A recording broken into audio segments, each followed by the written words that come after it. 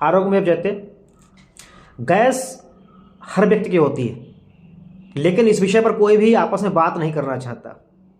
कोई भी डिस्कस कभी नहीं करता कि मैंने इतनी गैस पास की, या मुझे गैस की वजह से ये समस्या होती है, या मैं रात में गैस पास करता हूँ, या मैं दिन में गैस पास करता हूँ।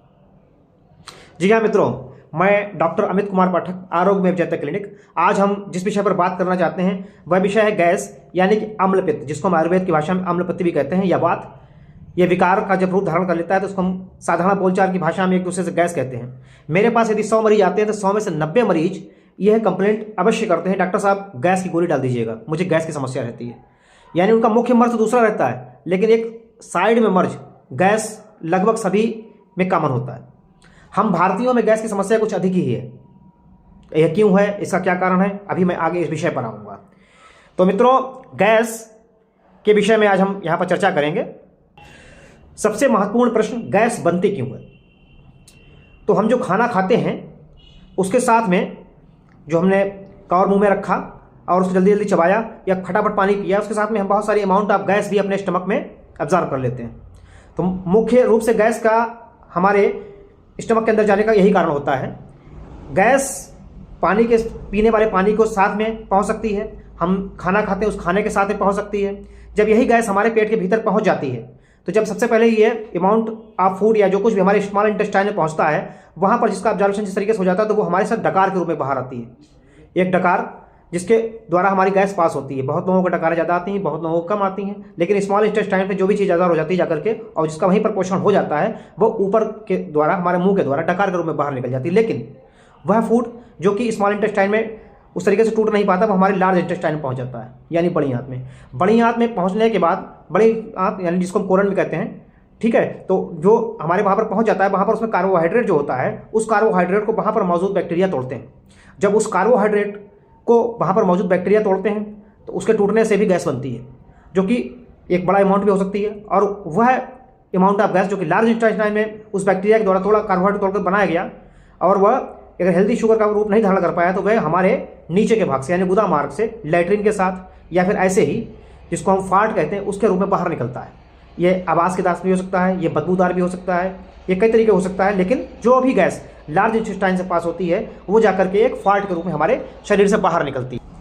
हमारे दैनिक जीवन में जो गैस बनती है उसके लिए मुख्य रूप से 3 कारण ही जिम्मेदार हम मान सकते हैं। नंबर 1 चीज फूड यानी वह भोजन जो कि हम खाते हैं। नंबर 2 हमारी दैनिक आदतें यानी हमारा डेली रूटीन। नंबर 3 कुछ मेडिकल कंडीशंस भी होती हैं। इन पर मैं एक एक करके चर्चा करना चाहता हूँ। नंबर 1 आते हैं फूड पर, यानी जो भोजन हम लेते हैं। यदि आपके भोजन में ऐसी चीज़ें शामिल हैं जो कि गैस का अमाउंट ज़्यादा बनाती है तो गैस ज़्यादा बनेगी। जैसे कि कुछ दालें, मसूर की दाल, अरहर की दाल और लगभग सभी दालें। नंबर 2 पर मैं बात करता हूँ तो मटर, राजमा। अगर मैं सब्जियों में बात करूँ तो ब्रोकली, गोभी, ये सब चीज़ें फूड इस तरीके से फूड हैं कि जो कि गैस का अमाउंट ज़्यादा बनाते हैं। और हम अन्न में बात करें तो गेहूँ, कुछ इसके अलावा मुख्य रूप से यही चीज़ें हैं जो कि हमारे फूड में गैस की मात्रा को ज़्यादा बनाती हैं। इसके अलावा अगर मैं बात करूँ अपनी दैनिक आदतों पर, तो दैनिक आदतों में यदि आप कोल्ड ड्रिंक्स का बहुत ज़्यादा इस्तेमाल करते हैं, बियर का बहुत ज़्यादा सेवन करते हैं, कोल्ड ड्रिंक्स में CO2 होती है जो कि गैस का प्रोडक्शन ज़्यादा करेगी, जाहिर सी बात है। या फिर आपकी आदतों में आप एक्स्ट्रा के द्वारा शक करते हैं, शक करने के लिए आप एक्स्ट्रा का उपयोग करते हैं, तो जाहिर सी बात है आप अमाउंट ऑफ गैस को ज़्यादा शक कर रहे हैं, यानी ये आदत भी हमको बदलने की ज़रूरत है। यदि हम इसके अलावा खाना जब खाते हैं तो हम बहुत जल्दी जल्दी खाना खाते हैं, बड़े बड़े कौर में खाना खाते हैं। यदि हम छोटे कौर में खाना खाएं तो उतना अमाउंट ऑफ गैस का हमारे शरीर में नहीं जाएगा, लेकिन यदि बड़े बड़े कौर में खाना खाते हैं और चबाते नहीं, जल्दी जल्दी खाना खाते हैं, तो ये भी गलत आदत है। या फिर हम खाने के साथ बातें बहुत अधिक करते हैं, जब बातें करते हैं तो उसके द्वारा हमारे मुंह के रास्ते गैस हमारे अंदर जाती रहती है। तो ये हमारी दैनिक आदतें हैं जो कि हमको नुकसान पहुँचा सकती हैं। इसके अलावा हम या फिर हमको कब्ज बहुत रहता है, कब्ज के लिए हम ईसबगोल या कुछ ऐसी चीज़ें इस्तेमाल करते हैं जो कि अमाउंट ऑफ गैस का प्रोडक्शन करती हैं। चलिए इसके बाद मैं आता हूँ अपने तीसरे टर्म पर, यानी कि कुछ मेडिकल कंडीशंस, यानी कि कुछ बीमारियां ऐसी होती हैं जिसमें कि गैस का प्रोडक्शन ज़्यादा होता ही है, जैसे कि IBS, इरिटेबल बाउल सिंड्रोम, इसमें गैस का प्रोडक्शन ज़्यादा होता है। या फिर मैं बात करूँ अल्सरेटिव कोलाइटिस की, इसमें भी गैस ज़्यादा बनेगी। ये कुछ मेडिकल कंडीशन है जिसके लिए आपको आपका डॉक्टर बेहतर तरीके से समझा सकता है। ये सब कारण होते हैं जो कि गैस का प्रोडक्शन ज़्यादा करते हैं। इसके अलावा कुछ लोगों को दूध पीने से भी लोग कहते हैं मुझे गैस ज़्यादा बनने लगती है।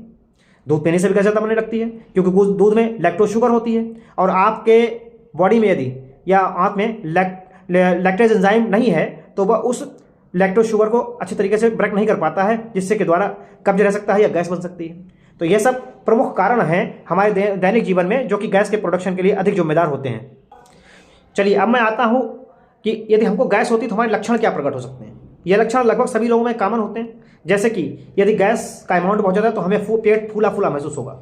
यदि हम ध्यान से देंगे तो हमको लगेगा कि हमारे डेली रूटीन में जो पेट रहता था आज हमारा पेट कुछ बड़ा लग रहा है या तनाव हुआ मालूम पड़ रहा है, उस पेट में तनाव सा मालूम पड़ेगा। इसके अलावा हमारे पेट में यदि हम छूकर देखेंगे तो टाइटनेस लगेगी, यानी पेट कर्रा सा हो जाएगा। इसके अलावा कुछ प्रेशर से हम महसूस करेंगे और इनकी वजह से हमारी मानसिक स्थिति पर फर्क पड़ सकता है, यानी हम मानसिक स्ट्रेस भी ले सकते हैं। गैस के मरीजों को मानसिक स्ट्रेस स्वयं ही रहता है, वो दिन भर परेशान रहते हैं कि हमारी गैस, यानी कि बीमारी कहीं और थी लेकिन उसका असर कहीं और हो सकता है। तो ये सब प्रमुख लक्षण हैं जो कि गैस के मरीजों को प्रकट हो सकते हैं। इसके अलावा यदि बीमारी के साथ में गैस के साथ में कुछ और भी कारण हो सकते हैं तो आपको पेट में दर्द भी हो सकता है, लेकिन उसके लिए कुछ अन्य कारण भी संग में लगे हुए हो सकते हैं। लेकिन प्रमुख रूप से यही सब कारण जो कि आप लक्षण प्रकट होंगे जो कि गैस के मरीजों में होंगे। हाँ, अब मैं एक बात और बात करना चाहता हूँ, कुछ मिथ जो कि गैस के मरीजों में या एक कॉमन हमारे सोसाइटी में बने रहते हैं। जैसे कि गैस में यदि बदबू बहुत ज़्यादा आती है तो ये किसी बड़ी बीमारी का संकेत है, जबकि ऐसा नहीं होता है। ये हमारे खाने पर निर्भर कर सकता है। यदि आप एनिमल प्रोटीन ज़्यादा लेते हैं यानी मांस ज़्यादा खाते हैं तो जाहिर सी बात है वो आपको डाइजेस्ट होने में समय लेगा और पूरे तरीके से हमारे आंत में जाकर के टूट नहीं पाएगा बैक्टीरिया के थ्रू, तो उससे बदबू ज़्यादा आएगी। दूसरी चीज़ यह भी एक धारणा है कि पुरुषों की में गैस का पास होना ज़्यादा होता है और महिलाओं में कम होता है, जबकि ऐसा कुछ नहीं। इसके अलावा ज़्यादा गैस का पास होना अच्छी बात नहीं है, यह भी एक भ्रांति ही है। इसलिए इन भ्रांतियों का मेडिकल टर्म से कोई खास संबंध नहीं है। हाँ, यदि आपको गैस पास होने के साथ साथ स्टूल में ब्लड भी आता है या फिर कभी आपको कब्ज रहता है, कभी आपको एकदम से डायरिया हो जाता है, ये सब दिक्कतें होती हैं, तो अपने मेडिकल डॉक्टर से संपर्क करें तो वो इनकी जांच के द्वारा या आपके परीक्षण के द्वारा पता लगा सकता है कि गैस के साथ में ऐसा तो नहीं आपको कोई और बीमारी भी डेवलप हो रही हो, लेकिन अन्य चीज़ें भ्रांति ही हैं। इसके अलावा मैं अन्य कारणों पर बात करूं तो मोटे मोटे तौर पर समझिए, खाना डाइजेस्ट करने के लिए एंजाइम चाहिए। यदि हमारे पास वो एंजाइम नहीं, जैसे कि बढ़ती उम्र में अक्सर एंजाइम्स की कमी हो जाती है, लोग कहते हैं हमारा हाजमा ठीक नहीं रहता, तो ये सिंपल सी चीज़ है, हमारे शरीर में एंजाइम कम हो गए। जब एंजाइम कम हो गए तो जो कार्बोहाइड्रेट या शुगर या जो भी चीज़ कार्बोहाइड्रेट या जो भी स्टार्च वगैरह हमने लिया वो अंदर जा करके उन एंजाइम के द्वारा एक सिंपल शुगर में परिवर्तित नहीं हो पाया, और जब सिंपल शुगर में परिवर्तित नहीं हो पाया तो हमारी इंटेस्टाइन उसको उस तरीके से एब्जॉर्ब नहीं कर पाई और गैस का प्रोडक्शन ज़्यादा हुआ। ये सब मेडिकल टर्म्स की चीज़ें हैं, लेकिन आपको एक मोटी मोटी जानकारी देना जरूरी है। अक्सर बड़ी उम्र में ऐसा हो जाता है। और इसके अलावा अब मैं अगर बात करना चाहूँ कि इसके लिए आप क्या कर सकते हैं कि आपको गैस कम बने। देखिए, सबसे पहले तो आपको ध्यान देना पड़ेगा अपनी डेली की आदतों पर।